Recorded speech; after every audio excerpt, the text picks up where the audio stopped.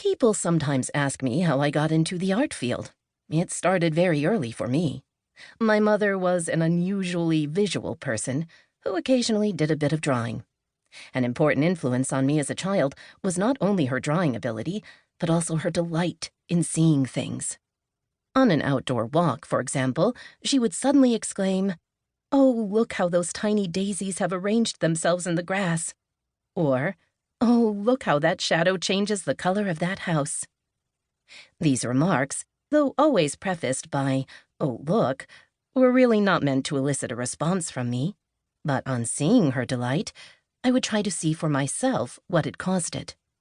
I think that this unintended call and response in childhood had an enormous effect on me, and perhaps was the basis for my later interest in the whole process of drawing one's perceptions.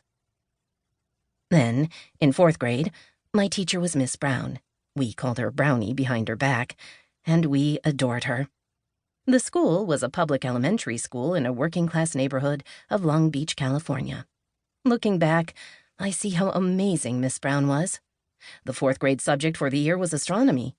In her classroom, we built an actual planetarium, a cardboard tower about 6 feet across, and punched out holes in the domed top for the constellations of Perseus, Andromeda, Orion, and the Pleiades. Furthermore, we studied the Greek and Roman gods and molded bas-relief sculptures of them, using thick, cooked cornstarch as the sculpture medium, with which we formed the gods on bases of scrap lumber. Mine was of a kneeling Atlas holding up the world on his shoulders. Miss Brown read the Greek myths aloud to us while we worked on our sculptures. These rich early childhood experiences seem to be gone forever from modern education. They are too dangerous, too messy, and they cannot be scored using standardized tests.